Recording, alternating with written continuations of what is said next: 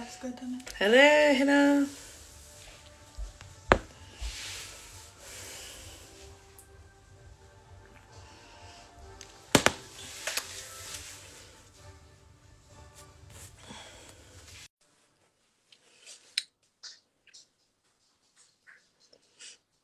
Just waiting for Holly to join, guys.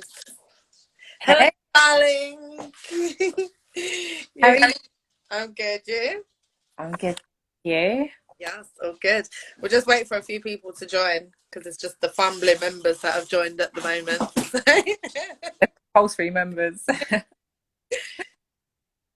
How's your week been? Not too bad. How's yours been?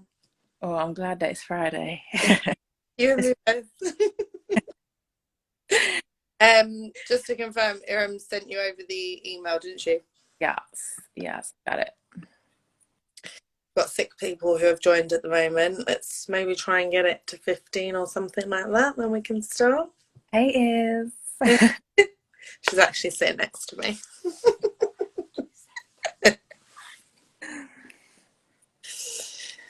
Okay, we're up to 7.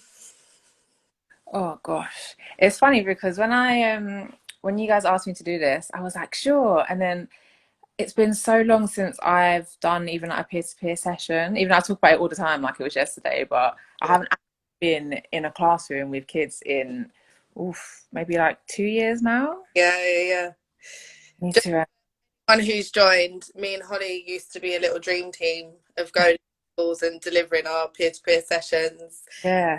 Take We, all our resources with us in our big folders yeah, and go all of our lessons. It was fantastic times. We loved it. yeah, it was good times. And it's such a shame that like COVID's happened because like even though it's good to do these kind of conversations, it is something about being in a room and actually getting that click with kids as well. All right, so let's get started. Just because we've got a few people who have joined us now. So, hello everyone, happy Friday. Welcome to another talk with Hey. Peer to Peer. So today the subject that we're going to be covering is online safety. So what we're going to be kind of touching on is the risks and the dangers of using the internet and being online with social media, anything like that. And then we're also going to be kind of giving you parents or you older people who might have siblings or friends who have younger children who have access to the internet, and we're just going to give you some pointers on how you can actually try and stay safe while you're online. So I've just got my little statistics here that I'm just going to quickly cover. I mean, that'll be the standard thing for every live that I do now. So according to Ofcom, 94% of children aged 8 to 11 spend 13 and a half hours, and 99% of 12 to 15s are online for 21 hours a week. So that's roughly between 13 and 21 hours a week that these young people are spending online. Was you going to say something else? That's so long. That's like a lot of time, especially with a lot of homeschooling and that some schools are closing, even though that schools are opening.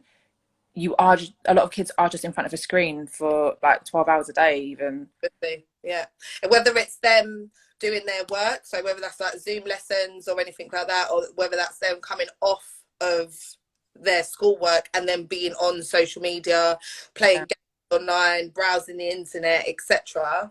I think it's really, really important to make sure that we're first of all aware of what our children are actually up to, and also just ensuring that they're safe.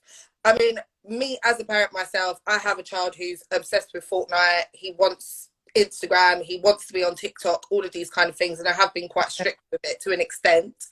But I always try and make sure that I'm continuously checking up on what he's doing, who you're talking to on that when they're playing online, who you talking to, who's Yeah. job, who's this, who's that, who are you talking to, because anyone can access your children Yeah. through some of these apps, right? Oh, sorry to cut you. Like Go on. when we were in school, we had one computer in the house, which Yeah, you had turns. yeah, So it wasn't like even though there was still dangers, but when I was on MSN, my mum was sitting next to me in the living room watching EastEnders or whatever. So there was still dangers, but it was a bit more public. Whereas Yeah, now, their phones are literally on them or in their room or their laptops in their room, and there is that distance between the child and then the next responsible adult or sibling or whoever it is, because it's all so private. yeah. I just wanted to just mention something that I actually watched last night, which I thought could connect to this so well. I was watching Joe Frost Killer Kids. So it's the kids that basically go on to kill, right?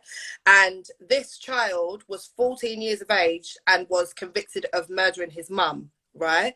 But what had happened is he had been completely neglected and left to his own devices to sit upstairs in his bedroom.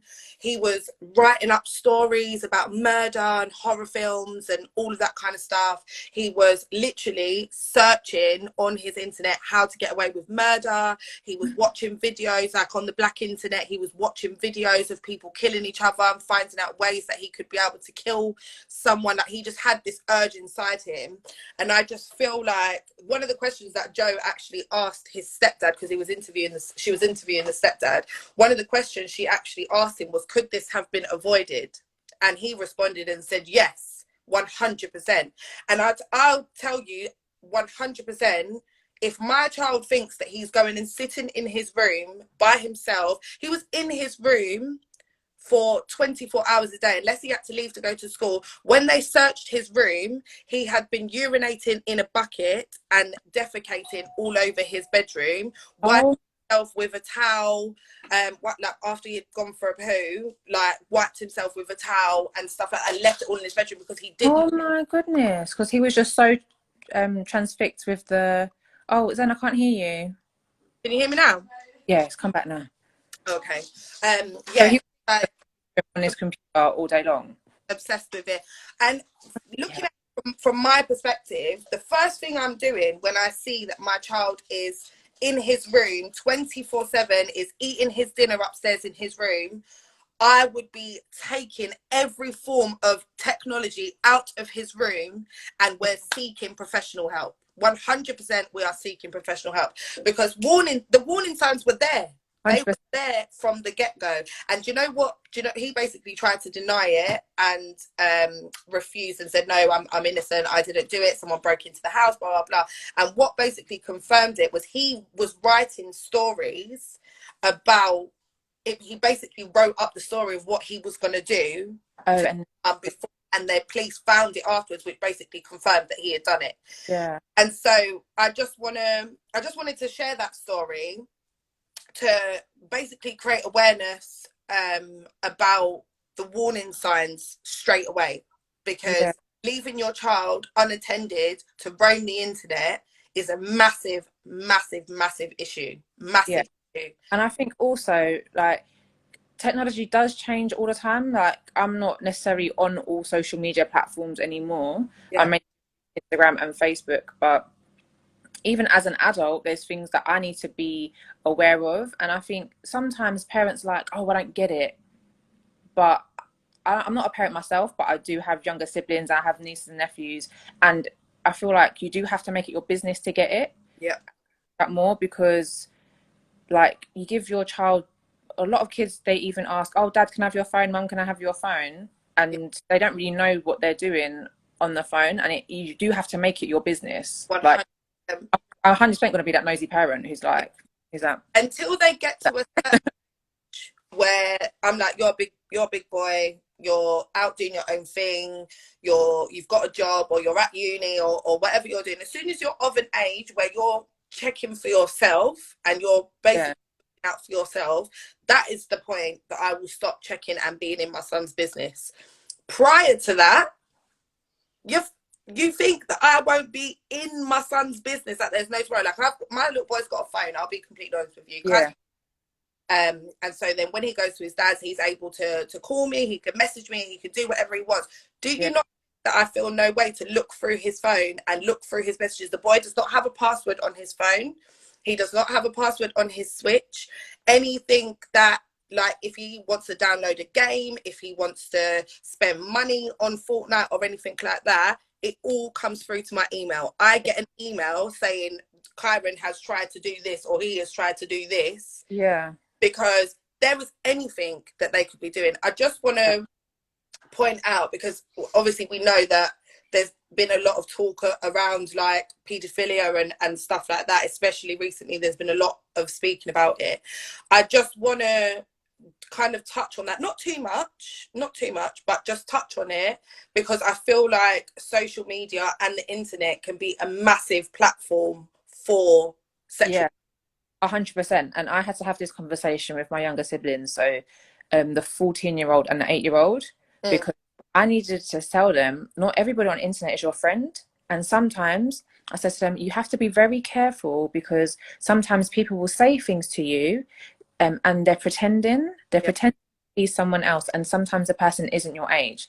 And I think as an older person, you just have to have those age appropriate conversations and make it so sorry. they're not afraid to tell you, oh, like in your situation, mummy, look, I've got this weird message, because you've made the situation, you've made an environment where they know that that is wrong. Or to come and And just like in real life, you would have had certain conversations, or with your kids, or your parents would have had conversations about the dangers about in real life, like don't go off with strangers. yeah, The same conversation with our kids about online, like, and it is scary. It's very scary. yeah, Even there's adults, like I'm 25, there's people getting scammed about, I don't know, all sorts of things. yeah, And you have to forget, you have people, I think people forget as well that kids are kids. You have to teach them yeah. about the world. They're not, just because they walk and talk like us doesn't mean that they know about the world. Can I also just point something out as well, that just kind of touching on the some of the messages and the DMs that I've received myself as a grown woman. I'm 26 years of age. I'm a grown woman, and some of the messages: can you be my slave? Can you like put your feet, like all saying I'll pay you your monthly, Oh, whatever it's called, I'll pay you this X amount each month if you can just put your feet on me or use me as your slave and all of that kind of stuff. And I'm just thinking about, if that's being sent to me, it could be sent to a 12, 13, 14-year old, and they might be looking at it like, oh, okay, well, they're saying that they're going to pay me £1,000 a month if I do this, if I do that. Do you know what I mean? And it's so easy to be dragged into that kind of stuff. I mean, yeah, you look at these nasty people, what are you doing? yeah, no, But, definitely. or see, even Carly said she's had those messages before. I've seen so many people post like screenshots of them receiving messages and stuff like that from proper creeps, and I'm like, they're the kind of people that would be happy to pry or like try and speak to an underage person or an underage child. Well, it's like, again, it's looking at boys and girls, all kids, like all, and Hina said about online grooming, and a lot of people, when you think of online grooming, you think of like an older male grooming and a younger female. Well, Yeah, actually, when you look at gaming, online gaming, a lot of users are young boys, and there's a lot of older men, like yeah, big man, 45 years old, forming these relationships with these young boys. And it's about also, I think it's just, as Carly said, keeping the communication open about all types of dangers. It's an uncomfortable conversation. It's not yeah, nice. You don't want to have to, remove the innocence from the children, because you want them to be in this bubble. But and at the end of the day, if you are going to give them a device that allows them to interact with the big bad world, yeah. then have those boundaries and have those limits. Have to be on it 100%. And I just wanted to, it's weird that we touched on online grooming, because I've actually put here, well, Iram actually typed on here that more than 70% of reported grooming took place on the main social media platforms like Facebook, Instagram, WhatsApp and Snapchat. Right, so these are the platforms, the social media platforms that everyone is on at the moment. So that makes me want to be on it even more, because Yeah. everyone is. And the thing is as well, like if you look at all of those, you said Facebook, Instagram, and Snapchat, Yep. if you look at the technology that's available now, you can share your location with all of them. with everyone. Every single one of them apps you can share. Have to put it onto ghost mode Yeah. for people to not see your location. It's standard, it's on. So in Snapchat, it's just standard your locations with anybody. Standard, it's on, and you have to go into the settings and put yourself on ghost mode. Yeah, and that's scary. And Hina's just said as well, kids might accept anyone to get their followers up to look popular, Yeah, which is because likes and followers is all the in thing now. And a lot of people do assess their own self-worth based on their social media profiles. And if you're accepting anyone, and it's like so many layers, you're accepting anybody because you yeah, want to look popular, but yeah, everyone has access to you. Kids are posting pictures with their uniform, yeah. just harmless kid things that we would have just kept on our Walkman. But these kids are now putting it on the internet. Yeah, I actually remember when we used to go into schools. I remember the one school in particular, I won't mention the name, but one school in particular, we went into the school and delivered this online grooming session, right? And I remember asking the pupils, how many of you have got your profile on private? Yeah, I remember we did this. Do you remember? That Yeah, was the main question of the whole lesson, was how many of you have got your profile on private? Do you know, probably I'm going to say maybe, I don't know, like 8 or 9 out of 30 kids put their hands up and said that their profiles were on private. The rest of them, their Snapchat was off private, their Instagram was yeah, off private. To be fair, they didn't really have, a lot of them didn't really have Facebook, but especially Snapchat and Instagram, yeah, their profiles were off private. I said, you lot could be posting pictures in your uniform. You could be posting a picture and having your location on, and anyone can find you. I know it's a little bit off topic, but I just want to just show how easy it is for some people to find out where you live or the location where you are. Look at what happened to Pop Smoke, right? yeah, A little bit off topic, but he posted a picture on social media with just the number of the property of where he was, and he was found and shot and killed. I know yeah. it's different, because I'm not saying that all young people are going to get shot and killed, but just to No, show people how like, easy it is yeah, to find out your location, especially if you have it on. Like, you could post a yeah. picture and put the, I don't know if it was a restaurant or if it was like where you're getting your nails done or something like Or that.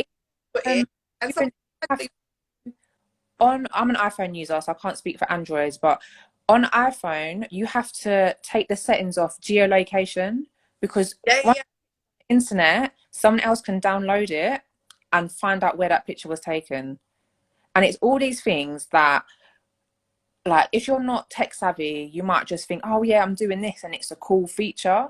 But yeah, you think about what, and it's sad because you don't want to always put a negative spin on things, but you do have to think about the dangers you're putting yourself out there. of course. I was going to say something else and my brain's just gone blank. What Hina just posted, what is really, I mean, it's, again, it's probably enough Yeah, on, but when it comes to bullying and gang related violence and stuff like that, if you're a young person who has made the decision to be part of a gang or to hang around with gang members, or whatever you're kind of into doing, if you've got problems with, I don't know, another gang, and it's like gang wars going on, you could post your location somewhere and someone could just come and inform yeah, you. It could turn into a whole thing. Someone could come and potentially kill you. Like, I'm not being funny. How many kind of murders and stabbings and shootings and stuff like that we're hearing between young people at the moment? I mm. guarantee 100% it has, social media has contributed to it, or the internet. So also, like, one of the consequences of that is how many people have we seen be killed on social media? Yeah. And I don't want my 8-year-old brother to be seeing that. He doesn't understand it. Even as an adult, I'm 25 years old. Them things make me cry. Did you Because, hear about this video that was going around on TikTok of the man who committed suicide on TikTok? yeah, I heard about that. I heard about that. And that's just stuff's crazy. And oh, this is what I mean. I think it's just so important for, as an adult, for you to be able to highlight to kids that this is wrong. And if you do see that, tell me or tell a safe adult, because you do want them to be able to do the same things as their friends, interact with their friends, especially in this lockdown. A lot of them haven't seen their friends in months, Yeah. yeah. But it's a scary place. Yeah. This is literally what Carly's just said. The internet is a traumatic place, and Izzy put a good point on there as well about the level of or the number of suicides that have been caused by trolling. Yeah. Or even what's her name? Is it Jessie from Little Mix? She had that whole documentary on BBC about the thing people say sickening things, and it's very easy to say something on a keyboard when nobody knows who you are and you Yeah. think you're a person and you've got that um bit of courage. Yeah. End of the day, it's a person, a real life human being who is receiving those messages, and that affects your self-esteem, your mental health. It affects people going to school, going to Yeah. work. These are things that, Up another incident was Chadwick Boseman, right? Bless his soul. He posted up that video of where he had lost a significant amount of weight and he looked really unwell. And yeah, the internet just ripped him. Like the things that people were posting, it caused him to delete his social media and like be like, I'm done because people don't even understand what I'm going through. And then months later, he died. and you know what is so sad is that every time there is a tragedy like that, like a celebrity dies, the whole of the internet wants Oh, to tell you to be kind and yeah, let's love one another. But then, as soon as it's not trending, split second. Yep. where we were hashtagging "Be Kind" for Caroline Flack at the beginning of the year, and people are cruel. Yeah. Some people are just cruel, but at the same time, I know me personally, there's a lot of support groups on social media, and it's about finding the balance and finding the right people because for example, I'm part of a group on Facebook which is just Black women, and it's Black women sharing opportunities, sharing their work, and sometimes just ranting about the world that we live in. And Yeah. it's also to create those safe spaces for people that they might not have access to in the real world. Yeah. I just think it's so important for us to allow our children to be children. Now, Yeah, I about my childhood with my sisters, with you and Emma, all of us just out riding our bike, yeah, going to pontins. going There to the was no park. sight, there wasn't a tablet in sight, and I understand that the world is changing. The world Yeah, has changed. Technology has consumed us to an extent, and I'm actively on social media. I actively use my phone. I actively use the internet, all of that kind of stuff. But I think it's so important to remember that children need to be children. They yeah, children, and that means giving them and making them, whether that's forcing them or I mean, I've had to confiscate my son's switch. I've had to confiscate his phone when the behavior is not on point. I've had to confiscate everything. And whenever like we're going out, when me and Jacob both of us have got the kids, we've got the boys on the same weekends, we're making sure we're taking them out, we're yeah, making, even if it's just going to a little trampoline place or going for a walk through the forest. Or and I know sometimes it can be difficult for working parents and stuff like that, but it's so important to not get into that mind frame of, oh, do you know what, I'm so tired from work or I'm so drained from work, let me just slap the iPad over there or slap the switch over there and give them 3 hours, 4 hours on there where they're literally just like that mental on it. Because yeah, consequences of that are going to be more difficult to deal with than you dealing with a little tantrum because you've taken the switch away or because you've yeah, taken it away. Do you know what I mean? yeah. We all do it. We all do it. We all give our kids a bit of technology to say, right here, just be quiet for 10 minutes, please. Thank But, God. but But then also it's a reflection on us as well as adults, yeah, because I'd admit there's been times where I've come in from work and I'm like scrolling Instagram or I'm replying to all the messages that I haven't got around to replying to, or there's this or there's that. And so even um for me criticizing my little brother's use of the iPad and how he's glued to it, it also made me reflect on how actually when I'm around him, let me put my phone down. If I get a message, it can wait, yeah, because right now he needs to have my attention. And yeah, I'm also part of it. Like we're all guilty of it to an extent, yeah. but being that role model as well to be like, 100%. you need to have time off screen as well. One little bit of advice that I would give to any kind of parents that are on here, or anyone who still lives with family members and they've got younger siblings or whatever, is one of the massive things that I've put in place is that when it's breakfast, lunch or dinner time, there is no phones, there is no switch or anything like that. If we're all sitting down and having breakfast, lunch or dinner as a family, there is no need. I mean, we'll have the TV on, but we'll have a kids film on. It's not like we're on YouTube or anything like that. We've just got a kids film on, we're sitting there, we're eating our dinner and we're watching something as a family. And I think that, but there's no way, there is no way in hell that Kyron could say to me, Mummy, can I go and eat my dinner in my bedroom? Just talking about YouTube, do the boys watch adults unbox toys? Yes, On, they can you well, I because I don't get it.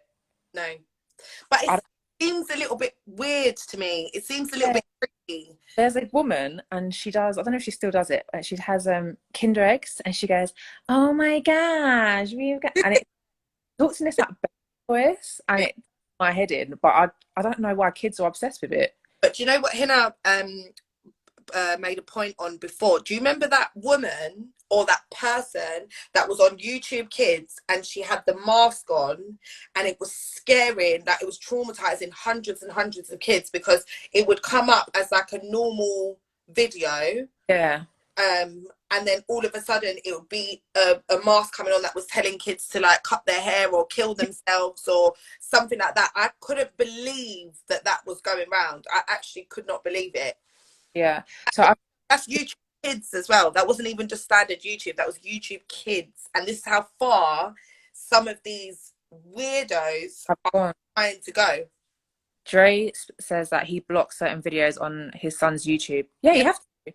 100%. I'll Carly said it's called Momo. Yeah, that weird woman's face. yeah.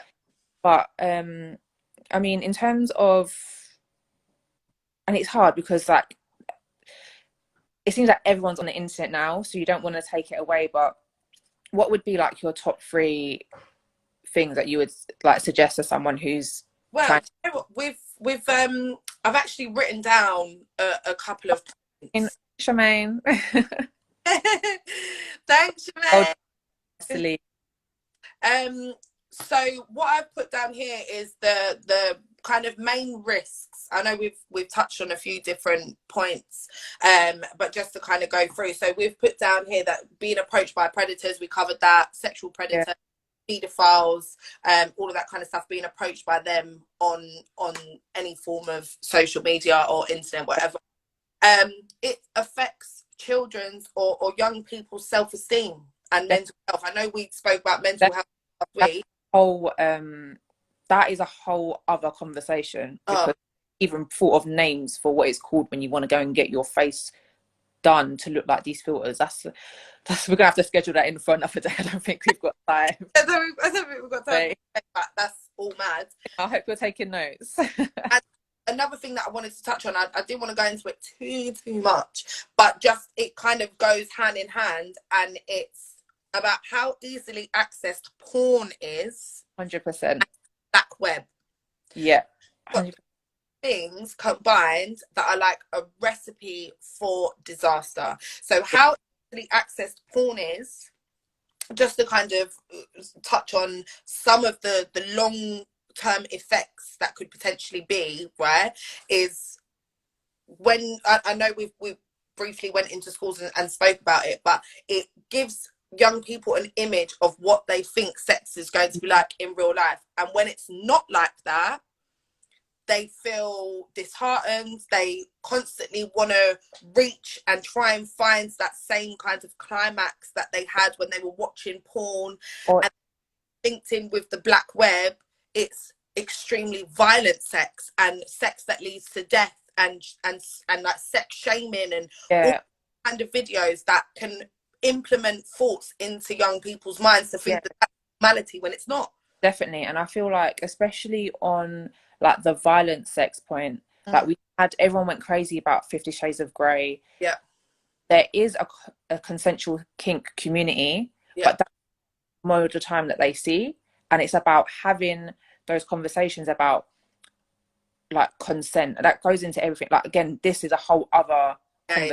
conversation, but it's about showing, it's about the incorrect exposure, I guess, Yeah, and how things are normalized that are extremely detrimental, and then that feeds into, like you said, self-esteem.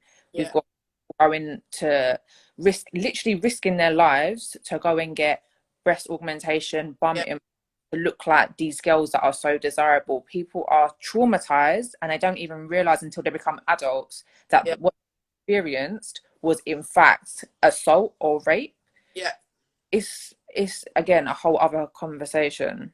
I just think as well. I mean, we'll touch on the ways that parents can kind of Yeah, make sure that they're keeping their kids safe online. But I think what's so amazing is I don't want to kind of rip social media to shreds and say that it's the base of like everything negative and it's horrendous and etc. Because it's not. It's also a platform for amazing things, and I think something that is so important in connection with kind of like unrealistic sexual expectations, or like you said, women experiencing or men experiencing certain experiences, sexual experiences that they later on realize are actually right. Well, that wasn't normal. I didn't that wasn't right. And I think it's so good that social media has also been a platform to educate everyone, to say, well, actually no, if someone took a condom off during sex, that's 100%. actually an offense. And You I think that's what I kind of referred to it earlier when I said about the safe spaces. Did you watch Michaela Cole's I May Destroy You? No. If it's still on BBC iPlayer, watch it. I think it's wicked. Some people had other things to talk about, but I think it was wicked. And Yeah, she talked about her own experience of sexual assault. yeah, yeah, You saw people come out and actually say, I didn't realize that I had experienced this until I watched this show, or it became a conversation starter. And I think that's also important because, like you say, as much as social media does have its dangers, it's also a great place for yeah. conversation and discussion. And so many, my friend Can has, I say that we're on social media right yeah, now? exactly. And one of my friends actually started a blog or podcast, a blog on based on an interaction that she had with someone on Twitter. And I find a lot of my news comes from social media, Yeah, um, for reasons that I might not get into right now. But I find that you do get a lot of different opinions and access to things through social media as well. And I think I think it's cool, especially like, I don't know, some people have illnesses and I don't know no one in their area with that illness, but there's someone living in the mountains in Montana who they can relate to and who can share their experiences, and it makes them feel less alone in this world. So yeah, Hina said you have to be careful of fake news, of course. um, fake news spreads faster than true news. so yeah, it's not without its challenges, but I think the more that we can have these conversations, more that we can educate not only our young people but also our parents, our aunties, because you know aunties, they're the ones sending you your WhatsApp messages. They're the ones. Yep. And So touch on that as well. Like, this is why us doing these lives and us kinds of educating people through peer to peer is not just for young people. It is mainly for young people, but it's yeah, help educate parents and people who are part of the older generation who yeah, didn't live through having social media. I mean, they're learning just as much as everyone else is learning. Like, yeah. they didn't have access. I mean, we had the little Nokias. Even when we was young, we had little Nokias. You couldn't get no WhatsApp or nothing. You couldn't even take a picture. Had about 10 songs. You had Phone, that's Mar- all my removable Mar- case. so someone's just said here, it highlights more than anything, as parents, we need to be switched on with what's happening on social media and we need to be aware of what our kids are watching. 100%. I agree. Because you also need to be able to, like, you just, I can't articulate what I'm trying to say. But you also need to educate yourself so that if your child does have an issue, you can speak on it. If Yeah. you know, So you're educated enough to be able yeah, to give the correct advice, or to steer your yeah, child the right way. And Dowd has just made another fantastic point and said that we need our kids to be comfortable enough to approach us and talk. That is massive, massive, and the most important part of this whole conversation is ensuring that our kids are comfortable enough to come and speak to us. If someone approaches them online and they don't feel comfortable about it, or they're anxious about it, or they're worried about it, they need to be able to come and speak to us about it. They have to. And I really hope to God that my son or that I'm doing enough to make sure that my son feels comfortable enough to come and speak to me, Yeah.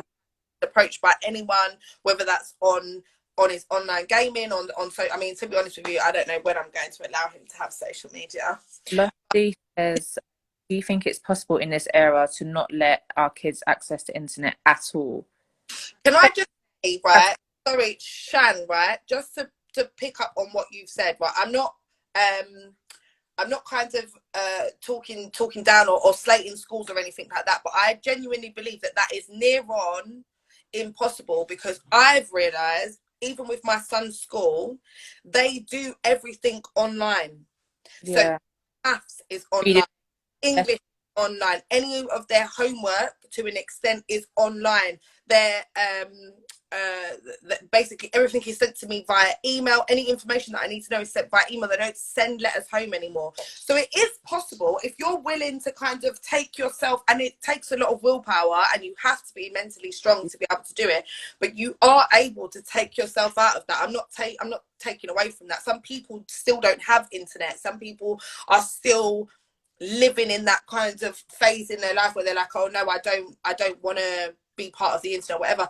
But it doesn't kind of help with that to an extent. I'm not saying, I'm not taking anything away from the schools. If that's what they want to do, that's what they want to do. But everything is online. A lot of things are online. And Yeah. the internet has made it so much easier and convenient for so many things.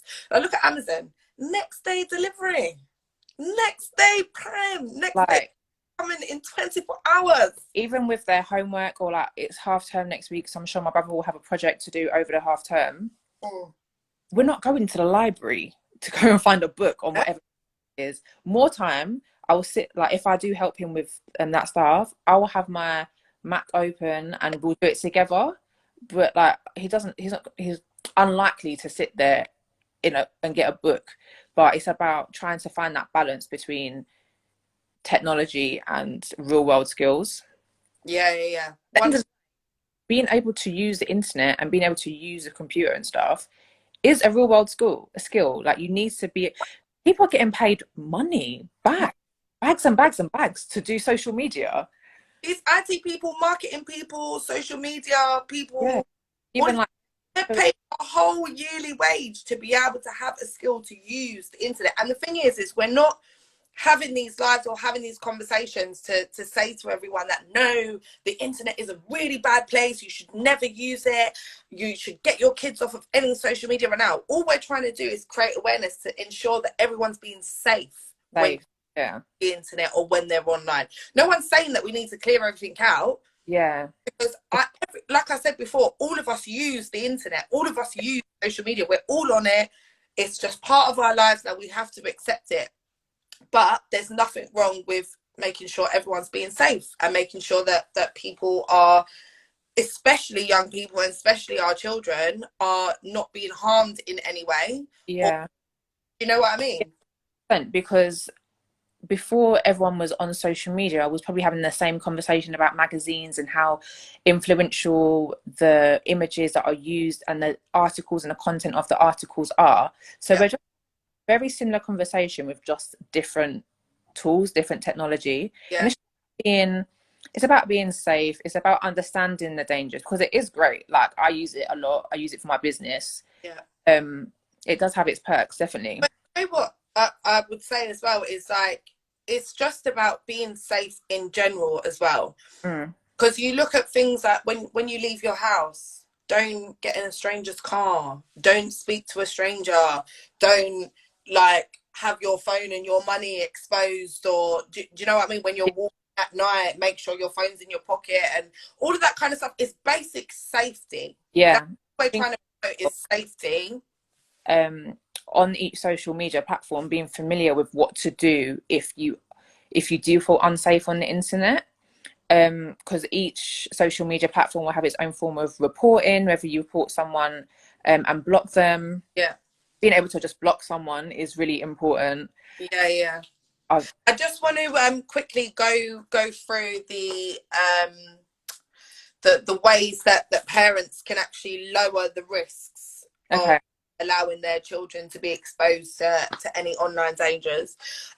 Ensuring that all of your children, all of their profiles, whether that's on Facebook, Snapchat, Instagram, anywhere, ensuring their profiles are on private and only accepting requests from people that they know.